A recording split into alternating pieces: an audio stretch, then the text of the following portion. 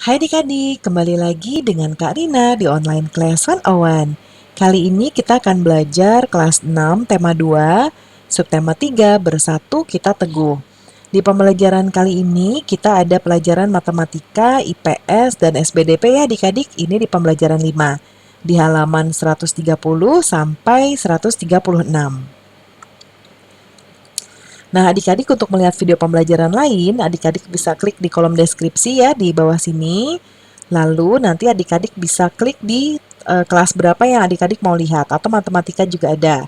Misalnya adik-adik mau lihat kelas 5, diklik aja kayak gini di biru-birunya, nanti akan masuk ke playlist tema-temanya. Seperti gini nih. Nah, ini udah muncul. Jadi nanti ada tema 5 tema 1, matematika kelas 5. Nah, ini playlist lagi. Diklik aja, misalnya adik-adik mau lihat kelas 5 tema 2 nih, diklik. Nanti akan muncul deh video-videonya. Ya, ada juga daftarnya di sebelah kanan. Nih. Hai adik-adik, kembali lagi. Nah, di sini ya, tuh. Halaman sekian, pembelajaran berapa ya. Atau bisa juga di sebelah kanan sini adik-adik klik, nanti juga akan muncul playlist dan juga video rekomendasi lainnya. Kita mulai ya adik-adik ya. Ini adalah nih, kata Lani, bersatu kita teguh adalah semboyan bangsa Indonesia dalam mewujudkan persatuan dan kesatuan. Apakah kamu masih ingat arti dari semboyan tersebut? Apa sih makna semboyan tersebut jika dikaitkan dengan makna upaya mengembangkan kesejahteraan rakyat di awal masa kemerdekaan Indonesia? Kita cari tahu ya adik-adik ya. Ini ada bacaan teks judulnya Upaya Bangsa Indonesia Meningkatkan Kesejahteraan Rakyat di Awal Masa Kemerdekaan Indonesia. Pada awal berdirinya Republik Indonesia, keadaan ekonomi Indonesia sangat buruk. Hal ini disebabkan oleh berbagai hal, di antaranya harga barang-barang mahal akibat inflasi dan adanya blokade ekonomi oleh Belanda atau Nica. Berbagai upaya dilakukan oleh pemerintah beserta rakyat untuk meningkatkan kesejahteraan. Apa saja caranya? Yaitu yang pertama kita baca dulu. Nah, pada awal kemerdekaan, pemerintah dan rakyat Indonesia belum sempat melakukan perbaikan ekonomi secara baik. Baru bulan Februari 1946, pemerintah mulai memprakarsai usaha untuk memecahkan masalah-masalah ekonomi yang mendesak. Upayanya yaitu yang pertama, pinjaman nasional. Program pinjaman nasional ini dilaksanakan oleh Menteri Keuangan, Insinyur Surahman. Pinjaman nasional akan dibayar kembali selama jangka waktu 40 tahun. Nah, kemudian konferensi ekonomi. Konferensi ini dihadiri oleh para cendekiawan, para gubernur dan pejabat lain yang bertanggung jawab langsung mengenai masalah ekonomi di Jawa. Konferensi ini dipimpin oleh Menteri Kemakmuran, yaitu Insinyur Darmawan Mangunkusumo. Tujuan konferensi ini untuk memperoleh kesepakatan yang bulat dalam menanggulangi masalah-masalah ekonomi yang mendesak, seperti masalah produksi dan distribusi makanan, sandang, serta status dan administrasi perkebunan. Kemudian adanya pembentukan Badan Perancang Ekonomi. Nah, ini inisiatif dari Menteri Kemakmuran ya, Dr. Aka Gani. Badan ini merupakan badan tetap yang bertugas membuat rencana pembangunan ekonomi untuk jangka waktu 2 sampai 3 tahun. Nah, kemudian ada juga rencana Kasimo atau Kasimo Plan. Plan ini bahasa Inggris ya, artinya ya rencana. Program ini disusun oleh Menteri Urusan Bahan Makanan, I.J. Kasimo. Program ini berupa rencana produksi 3 tahun, yaitu di tahun 1948 sampai 1950, mengenai usaha swasembada pangan, dengan beberapa petunjuk pelaksanaan yang praktis. Untuk meningkatkan produksi bahan pangan dalam program ini, Kasimo menyarankan agar menangani tanah-tanah kosong di Sumatera Timur seluas 281.277 hektar. Di Jawa dilakukan intensifikasi dengan menanam bibit unggul. Kemudian pencegahan penyembelihan hewan-hewan yang berperan penting bagi produksi pangan. Di setiap desa dibentuk kebun-kebun bibit, lalu adanya transmigrasi. Nah, Persatuan Tenaga Ekonomi. Nah, ini adalah organisasi yang dipimpin oleh BR Motik. Ini bertujuan untuk menggiatkan kembali partisipasi pengusaha swasta. Dengan dibentuknya PTE atau Persatuan Tenaga Ekonomi ini, juga diharapkan dapat melenyapkan individualisasi kalangan organisasi pedagang hingga dapat memperkokoh ketahanan ekonomi bangsa Indonesia. Nah, adik-adik, kita buat kesimpulan dari teks tadi. Kita bentuknya dalam bagian seperti ini ya, ada 5 kotak kosong. Kita buat kesimpulan dari upaya-upaya meningkatkan kesejahteraan rakyat di awal masa kemerdekaan tadi. Nah, Karina buat di sebelah kanan ya, nanti adik-adik tulis, misalnya ini mengadakan. Ya, ditulis di sini. Ya. Yang pertama mengadakan program pinjaman nasional ya tadi. Yang kedua mengadakan konferensi ekonomi. Yang ketiga membentuk badan perancang ekonomi. Yang ketiga yang Kasino Plan. Dan yang terakhir membuat organisasi Persatuan Tenaga Ekonomi. Nah itu ya. Nah kemudian diskusikan bagannya dengan kelompok. Lalu kata Lani, selanjutnya kamu akan bekerja sama dalam menampilkan tari indang. Apakah kamu masih ingat gerakan dan pola lantai yang telah kamu pelajari sebelumnya? Nah, kita lihat ya di bacaan berikutnya. Sebelumnya kamu sudah mempelajari seluruh gerakan dan pola lantai dari tari indang. Nah, sekarang kamu akan menampilkan. Nah, kalau ini nanti praktek berarti ya adik-adik ya. Nanti ikuti arahan dari Bapak Ibu Guru. Lalu kata Lani lagi nih, kamu baru saja belajar berbagai gerakan dalam tari indang. Apakah kamu memperhatikan rasio antara siswa laki-laki dan perempuan dalam setiap kelompok tari indang tadi? Ayo kita diskusikan rasio perbandingannya antara siswa laki-laki dan perempuan dalam setiap kelompok. Nah, jadi adik-adik, setiap kelompok tari indang terdiri atas 4 siswa laki-laki dan 6 siswa perempuan. Nah, berapa sih rasionya? Nah, kita lihat di sini. Apa sih rasio? Kita cari tahu dulu. Jadi rasio itu adik-adik dipakai untuk ngebandingin beberapa jumlah atau kuantitas suatu sama lain. Misalnya, adik-adik dalam satu kelas, siswa laki-laki ada berapa, siswa perempuan ada berapa. Nah, rasionya itu berapa banding berapa. Itulah rasio. Ya, nah rasio yang paling sederhana adalah membandingkan 2 nilai. Namun membandingkan 3 nilai atau lebih juga masih mungkin untuk dilakukan. Gimana sih cara-caranya? Nah, kita lihat penjelasan berikut ini. Nah, ini ada contoh. Ini ada kue, ya. Nah, untuk membuat kue, ini lihat ada tepung 3 ditambah gulanya 1 gelas, ya. Nah, ini adalah rasionya. Berarti 3 gelas tepung dibanding perbandingannya dengan 1 gelas gula akan menjadi 1 kue gitu ya. Lalu ini yang laki-laki ada 4, yang perempuannya ada 1, 2, 3, 4, 5, 6, 8.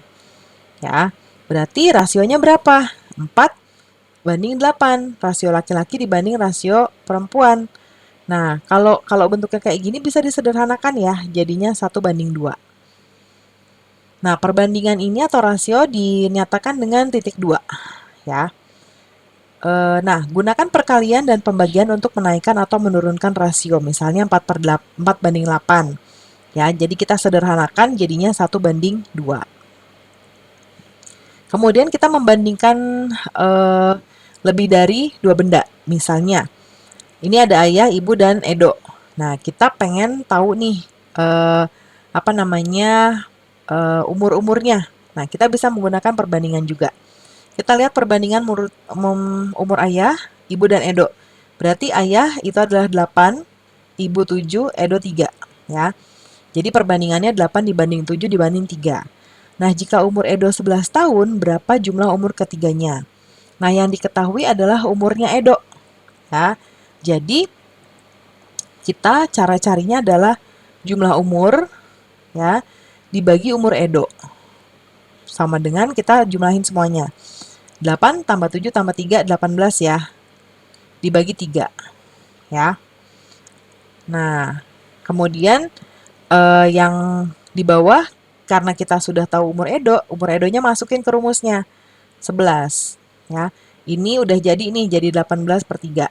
Nah, sekarang, terus diapain Kak Rina? Kan yang mau kita cari ini. Ya, si jumlah umur. Nah, lalu yang 11-nya kita pindah ruas. Ya, jadi sama dengan itu, ini Kak Rina kasih kayak gini dulu ya adik-adik. Nah, sama dengan itu seperti pembatas. Ya, ketika ini si 11-nya kita mau loncat ke sebelah sini, ya, itu kita lihat kalau ini dia ada di bawah atau pembagi, ketika dia loncat ke ruas sebelah kanan, dia akan menjadi pengali. Ya, makanya dia di sini 11 dikali 18. Ya, baru dibagi tiganya tetap. Karena yang berubah sih 11-nya, dia pindah ruas ya. Ingat ya adik-adik ya. Nah, sama halnya kalau di sebelah kiri dia pembagi, di sebelah kiri dia sebagai pengali, loncat dia jadi pembagi. Ya, itu nanti dipahami seiring dengan adik-adik belajar di kelas-kelas selanjutnya. Jadi kita kali ini ya 11 kali 18 per 3 langsung ada dapat 66 tahun. Jadi umur ayah, umur ibu, dan umur Edo kalau dijumlahin semuanya 66 tahun. Ya adik-adik ya. Nah sekarang baca kembali cerita tentang kelompok tari indang. Tadi kan tari indang itu kayak gini ya soalnya. Siswa laki-lakinya 4 anak, siswa perempuannya 6 anak. Nah, kita diminta untuk menjawab soal ceritanya. Nah, ini ya. Berarti tadi rasio siswa laki-laki terhadap siswa perempuan sama dengan jumlah siswa laki-laki dibanding dengan jumlah siswa perempuan. Yaitu tadi laki-lakinya 4 taruh sini, perempuannya 6 taruh sini. Jadinya 4 banding 6. Nah, ini bisa disederhanakan jadi 2 banding 3. Nah, ini rasionya ya. Nah, sekarang ada soal cerita lagi adik-adik. Kita jawab ya. Yang nomor 1. Perbandingan siswa laki-laki dan siswa perempuan di kelas 6 SD Nusantara adalah 2 banding 3. Jika jumlah murid laki-laki adalah 12 orang, berapa sih jumlah murid perempuannya? Nah, kita bisa menggunakan rumus ya seperti ini. Perbandingan siswa perempuan dibagi perbandingan siswa laki-laki. Ya, lalu dikali dengan jumlah siswa laki-laki. Ya, 3 per 2. 3-nya dari mana sih Karina? Nah, 3 itu kan tadi perbandingannya siswa laki-laki itu 2, siswa perempuannya 3, ya adik-adik ya. Nah, jadi perbandingan siswa perempuan itu 3, ini 3, ya, taruh sini. Perbandingan siswa laki-lakinya kan adalah 2. Jadi per 2 dikali 12, 12-nya dari mana? Jumlah murid laki-laki. Karena kita mau nyari jumlah murid perempuan. Jadi langsung aja 3 per 2 kali 12 hasilnya 18. Jadi jumlah murid perempuannya ada 18 anak. Yang nomor 2, perbandingan jumlah gula dan tepung untuk membuat satu loyang kue yaitu 1 banding 2 gelas. Jika ibu ingin membuat 10 loyang kue, berapa gelas tepung yang diperlukan? Nah, kalau ini kita bisa langsung aja ya. Kan yang ditanya gelas tepung ya. Perbandingannya 1 dibanding 2. Nah, berarti karena ini tidak ada hubungannya dengan membandingkan 2 benda tadi atau 2 takaran tadi, jadi langsung aja kita gelas tepung yang mana nih? Ya, tepung itu berarti yang 1 atau yang 2. Nah, perbandingannya gula dan tepung berarti tepungnya yang sebelah kanan. Langsung kaliin aja, 2 dikali 10 loyang, 20. Jadi, ibu perlu tepung 20 gelas. Nomor 3. Perbandingan umur ayah dan ibu dan Dayu yaitu 8 banding 7 banding 3. Kalau umur Dayu 12 tahun, berapa jumlah umur ketiganya? Nah, kita menggunakan rumus seperti yang tadi contoh keluarga Edo ya. Jadi jumlah semua perbandingannya taruh di sini. Ya, lalu perbandingan umur Dayu. Yang Dayu kan ini, 3 per 3 kali 12. 12 dari mana? Nah, 12 itu umurnya Dayu. Ya. Nah, langsung aja diproses 18 bagi 3 kali 12, yaitu 72. Jadi jumlah umur ketiganya yaitu 72 tahun. Yang nomor 4, 2,5 liter bensin dapat menempuh jarak 30 km. Berapa jarak yang dapat ditempuh dengan bensin sebanyak 10 liter? Nah, kita perbandingannya adalah yang ini bensin 10 liter per 25 liter, 2,5 liter dikali 30, 30-nya dari sini, 30 km. Nah, hasilnya adalah 120 km. Ya. Nomor 5, suatu minuman dibuat dengan mencampur air, sirup, dan santan. Perbandingannya 3 banding 4 banding 5. Nah, ibu mau buat minuman 6 liter. Berapa liter santan yang diperlukan? Nah, kalau ini kan kita juga sama seperti tadi nomor berapa nih? Yang tinggal dikali 10 loyang aja. Karena yang ditanya cuma yang santannya doang, nggak ada perbandingan. Nah, cuman kita tentu ini santannya tuh berapa di perbandingan ini. Ini santan ya, berarti yang ini. Air, sirup, santan. Jadi santannya 5. Nah, 5, ibu mau buat 6 liter ya. Berarti 5 per 12 kali 6 liter. Berapa liter santan yang diperlukan? Nah, sama dengan 2,5 liter ya. Jadi membuat 6 liter minuman diperlukan santan sebanyak 2,5 liter. Kemudian, iya karena ibu bikin minumannya 6 liter ya. Yang nomor 6, buat soal cerita sendiri tentang rasio. Nah, ini contoh dari Karina ya. Ini soalnya contoh soal. Perbandingan tabungan Dayu dan Siti adalah 2:3. Jika jumlah tabungan Dayu adalah 40.000, berapa jumlah tabungan Siti? Nah, Dayu dan Siti. Jadi yang ditanya berapa jumlah tabungan Siti. Siti itu yang 3 ya. Berarti 3/2 dikali 40.000 sama dengan 60.000. Nah, ini jawabannya. Nanti adik-adik kasih ke teman-temannya soalnya aja ya. Nah, ini buat soal. Nah, berarti pembelajaran kita sudah selesai ya adik-adik. Terima kasih sudah menonton sampai akhir. Mohon dimaafkan apabila ada kesalahan dalam perkataan maupun dalam materi yang diberikan. Sampai jumpa di pembelajaran berikutnya ya. Dadah!